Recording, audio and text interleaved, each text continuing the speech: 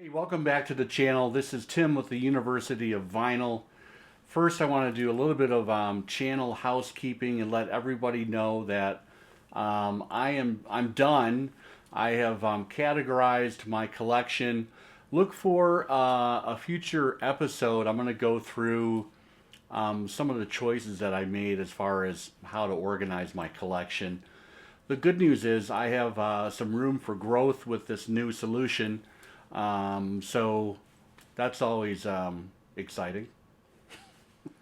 The second bit of news, I'm going to drop a link to Steve Westman's The Audiophiles channel. It's a great channel. Steve interviews everyone from Kevin Gray to Sean McGee, who is cutting lacquers for Apple.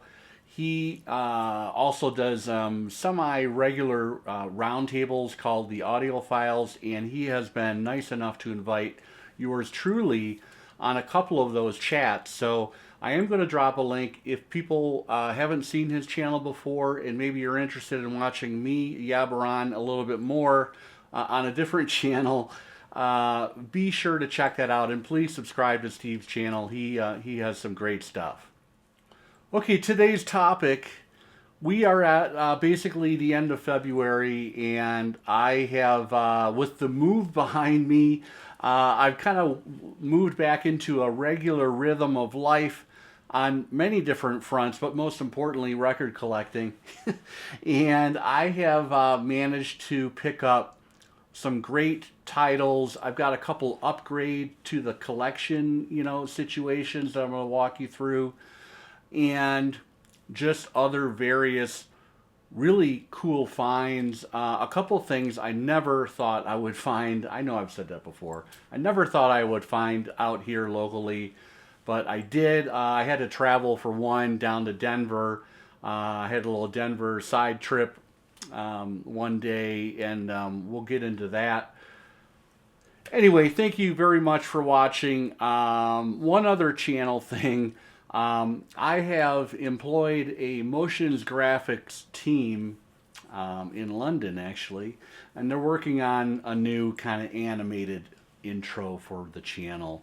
I used to run something, I stopped doing it about a year ago, but I need to keep up with the times, and I'm going to be doing a little facelift to my standard intro. So hope you like it. That is coming soon. You'll know it when you see it. One of my favorite David Bowie albums is Station to Station. It is an outright classic album released in 1976. It ushered in Bowie's Thin White Duke persona. And here is the copy that I have. Now, after doing a bunch of research, I have kind of narrowed it down to the pressing of choice is the original US RCA tan label copy. It might help if we showed a label. And what you're looking for is the Hollywood press. There's going to be a very faint H stamped in the dead wax. And then you want to see AZ, a capital A and a small Z. That stands for Alan Zentz, the fantastic mastering engineer who operated a mastering house in the San Fernando Valley, Burbank, I believe. Check out my mastering engineer videos. There's a playlist. I did a whole episode on Alan Zentz, and I talked about this album. This is such an emotional album for me. Bowie has never sounded better, and the band that he had assembled for this album and several others in this period was just stellar. Particularly Earle Slick on guitar. Word on the Wind, the closing track on side one. There's only 3 songs on side one. Station to Station, Golden Years, and Word on a Wing. Word on a Wing clocks in at 6 minutes. It is an absolute classic. Legend has it, it's about Bowie coming out of a cocaine fog, living temporarily in Los Angeles during the recording of this album, and finding a higher being. That's basically what that song is about, but there is just an otherworldly tone to his voice. It's just amazing. And the opening stanza, the opening 1 minute of that song just gets me almost every time. Out of the left channel, you will have just incredible guitar from Earle Slick. It just gets me every time. I've already done another little channel update. I've started to dip my toe into these YouTube short videos, and I'm trying different approaches to those. I got to keep up with the TikTok crowd, and that's why YouTube is doing these or opened up this entire short avenue. Anyway, check out the shorts if you're into that kind of a thing. They're a minute long. But the cool thing, you can use original music without any copyright concerns. So you can kind of set the soundtrack to whatever you're doing, whether it's just doing a needle drop and hey, this is the album that I'm pulling and playing, and I can have it in fantastic fidelity for you, or I can actually play the album on my turntable, on my system, as it is playing here in my room. That's a little bit about shorts. Where was I? Yesterday, I was in downtown Fort Collins. In between business meetings, I dropped into one of my favorite record shops. And lo and behold, I found a cleaner copy of the very same pressing, the Hollywood Alan Zentz OG US. This album just, everything from the artwork to that awesome black and white photo of Bowie, Station to Station, Golden Years, Word on a Wing, Side 2, TBC 1-5, Stay, and Wild is the Wind. Original, very fantastic as far as graphic design is concerned. You won't see a credit listing like that these days. That is just perfect in my estimation. And as far as the record is concerned, there is a very shiny, a very lustrous, a very sexy near mint copy of this album. No surface noise on this thing from dropping the needle on side 1 to finishing up on side 2. I'm detecting zero surface noise. The shop that I purchased this record, one thing they do is they will do an ultrasonic cleaning on everything they sell in the store. It's fantastic. Everything other than they do have a dollar bin. But $22 out the door. I thought that was a bargain. It's an upgrade to the other pressing that I have, which has got a lot of hairlines and a little bit of surface noise. So I'm going to let that one go. And if you are looking for a copy of Station to Station, just remember, original tan label, mastered by Alan Zentz, and you'll be amazed. Okay, at the very same store yesterday, they had an original copy of REM's fantastic 1992 masterpiece, Automatic for the People, on the Warner Brothers label. This was a direct metal mastered pressing done by Stephen Marcusson at Precision Lacquering. Note to viewers, I have a video on Stephen Marcusson as well. I'm going to tell you that I saw the album. I have the reissue that came out for the 25th anniversary. I think cut by Chris Bellman. Sounds great, by the way. I didn't look this up on Discogs until I got home with it. I put it on the turntable. Was just astounded with the fidelity, the stereo imaging, the wide soundstage, the incredible Stipe vocals for several songs, especially Everybody Hurts. I was shocked to see that this album has a median of about $170, and I don't think there is a copy available right now for under $200 on Discogs. This is the 1992 direct metal mastered pressing I'm talking about. There was a reissue in 2009, I believe, that apparently is garbage. You don't want that pressing. It doesn't have DMM for direct metal mastered in the dead wax. That's a telltale sign. There's a couple threads on the Hoffman forum about that whole situation. I will tell you that there are a couple pops on side 2. I'm going to do another cleaning. I'm going to put it through the Humming Guru and see if I can rectify that. But considering that I walked out the door with this record for $33 and getting home and seeing that the median was 170, I don't have a whole lot of room to complain. But I will tell you what, this is a fantastic listen and a great latter period REM album. After all the hubbub and the entire internet broke when people were trying to buy Acoustic Sounds limited, very limited, I think 3,000 copies of Marley's Rastaman Vibration, I was very pleased to find an early 1980s reissue. Now, this doesn't have the burlap or rough textured cover, but the music is there, and that's what's important.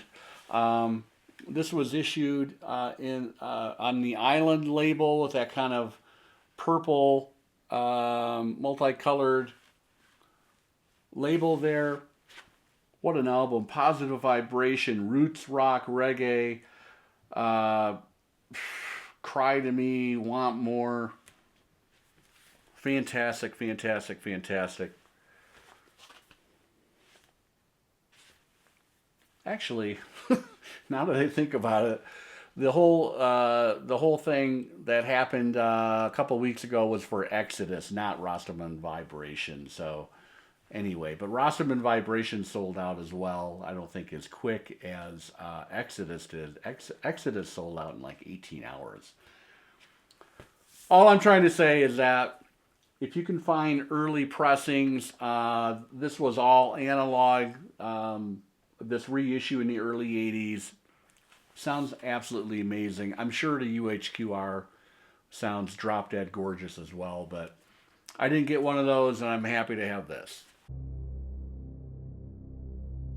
Patrick, the Vinyl Archivist, he does these online auctions quite often right on YouTube, and typically they'll be on a weekend on a Saturday. He just did one actually on President's Day here in the U.S. on Monday, but they're a lot of fun, and I managed to pick up, he was auctioning off a near mint copy of Can't Buy a Thrill, the quad pressing.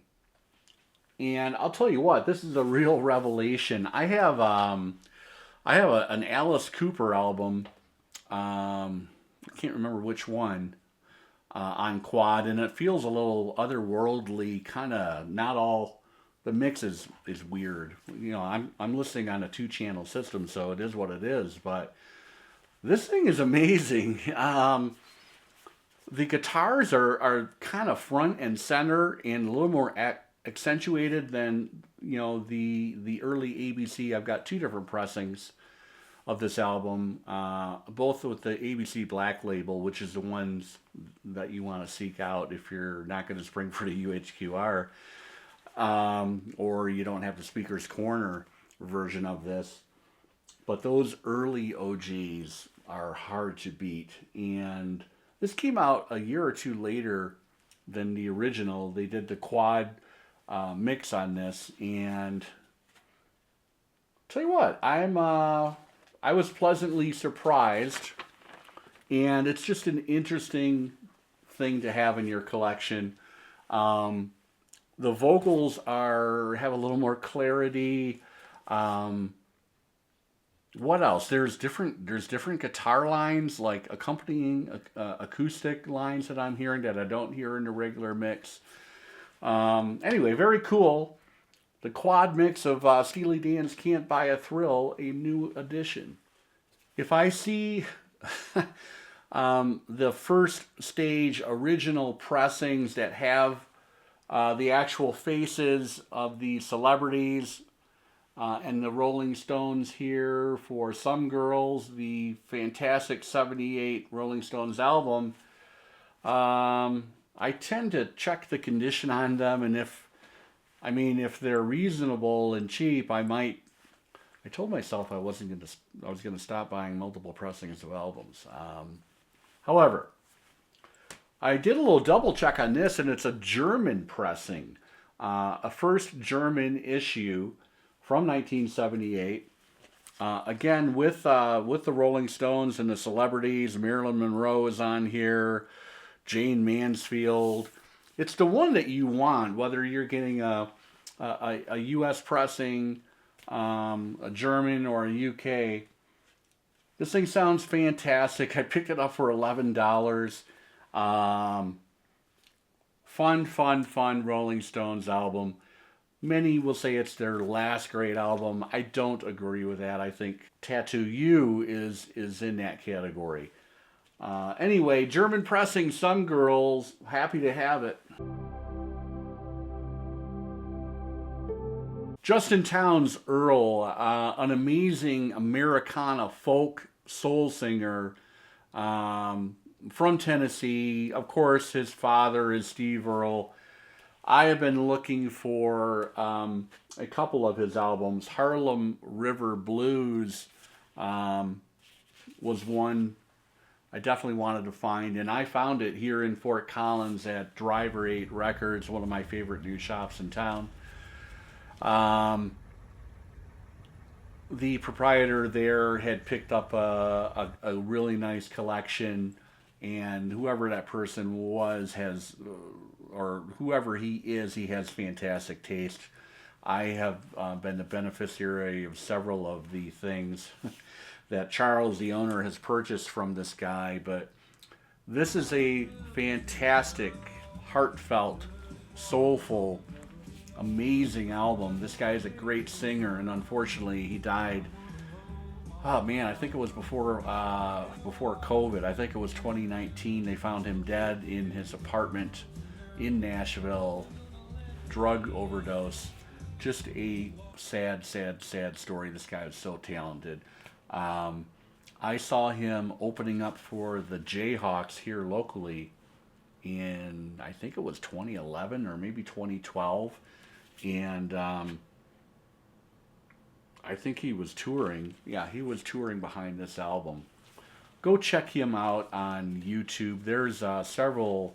I think the channel out of Seattle, KEXP, I think it is. They have incredible live performances of various artists, and you can go Google Justin Townes Earle and check him out. This is a great album. So happy that I have it in the collection. After scoring Harlem River Blues, I wasn't just going to sit on my heels. I wanted to finally get a copy of Midnight at the Movies.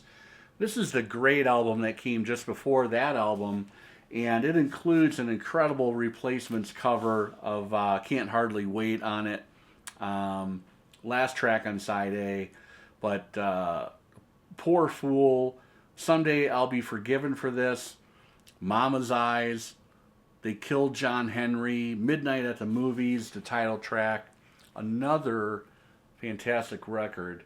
The issue that we have as we sit today, both of these albums are hard to find, first of all, and secondly, the word is out on the street on those albums, and you'll be hard pressed to find them for under $100, whether you find them out in the open somewhere or check them out on Discogs. An amazing artist, dearly departed, sorely missed, Justin Townes Earle. So I had an afternoon in Denver, maybe about 3 weeks ago, and went to one of you've got to stop at Twist and Shout if you're in Denver. It's a superstore. It's on the par with the Amoeba stores that are in San Francisco and Los Angeles. It's just a shopping market as far as new and used vinyl.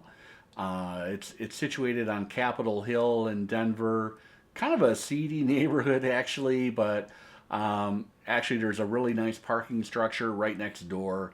I never feel unsafe walking around in Denver anyway, but it's not one of the cleaner, nicer parts of Denver. That would be probably Cherry Creek neighborhood, which is a 5 minute drive south of Capitol Hill. Anyway, shopping around at Twist and Shout, they have 2 or 3 bins that are labeled as audiophile, and you'll find plenty of sealed new MoFis. You'll find UHQRs in there, and then other things like the direct disc labs things and those older audiophile pressings. But lo and behold, I found Sunken Condos.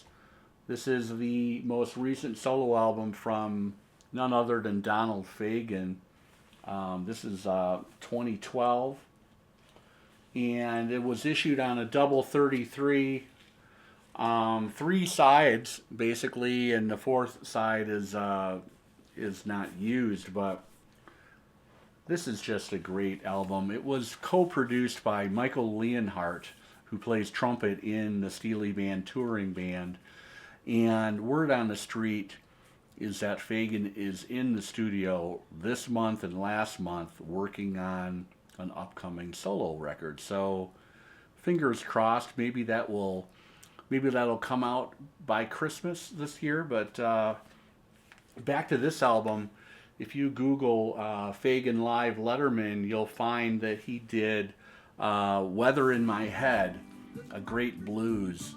And he's there at the B3, just going to town with a great band in tow for that album. I'm hoping Fagen will put out said new solo album and do a little solo tour. That would be absolutely fantastic. I'd love to see him solo. I did see him. Well, I've seen Steely Dan several times. Going back to 2000 was the first show I saw with the reformed Steely Dan with Donald and Walter. I also saw on one-off at Red Rocks, must have been 10 years ago, the Dukes of September, and it was Fagen, Michael McDonald, and Boz Scaggs. That was a fun night. The set list was incredible. But anyway, I am now only missing one Donald Fagen solo album. That, of course, is Kamakiriad. I am still on the hunt. If you're a regular viewer, I've talked about that album before. If you have a copy to sell, reach out, hello@theuniversityofvinyl.com, and let me know. During that same shopping trip at Twist and Shout, I managed to find the newly reissued Juliana Hatfield and the 3 album from 1993, Become What You Are. There is Juliana and the other 2 who names escape me.